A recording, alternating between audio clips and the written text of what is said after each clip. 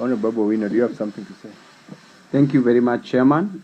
On this matter, I've really seen Honorable Didmus making a thorough presentation on the alternative dispute resolution mechanisms, which involves the inclusion of elders in conflict resolution, which I do agree with, that it is a very viable idea because our court system is so congested.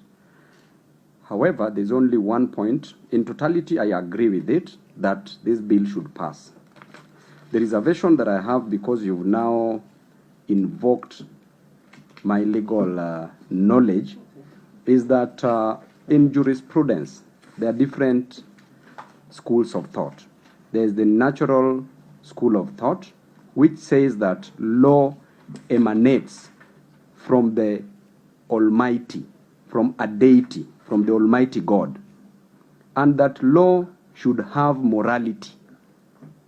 And should we have these elders, and at times, you know, Mheshimiwa Didmus, how the elders behave when it comes to conflict resolution. They may be biased, they may take a political angle, they may come up with unjust laws. And from the natural school of thought, it states clearly that law should be just, that an unjust law is not law, as was opined by St. Augustine of Hippo in that natural school of thought, and also St. Thomas Aquinas were the two proponents of the natural school of thought. Then moving very fast, Mheshimiwa Didmus, we have also the positivist. I want to marry these two so that we know where the society will move to. The positivist, as a school of thought, states that Mheshimiwa kidogo tu. The positivist school of thought states clearly that law should be written law, and that is what now at times we use in our constitution and also in the courts. And also the courts can make laws through the realism. That the positivists argue that a law should just be written, and that there need not to be morality as part of a law. That law can exist without morality.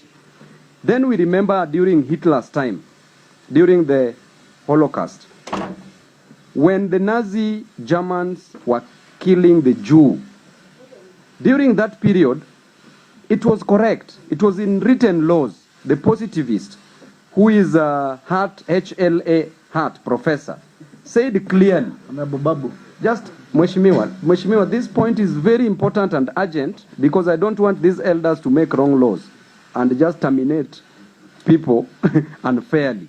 So please just hang on my lips. Thank you, Chairman. So HLA Art said that, you know, that there should be no relationship between law and morality. And therefore, he was supporting the idea that Hitler ought to have just killed the Jews because it was written laws.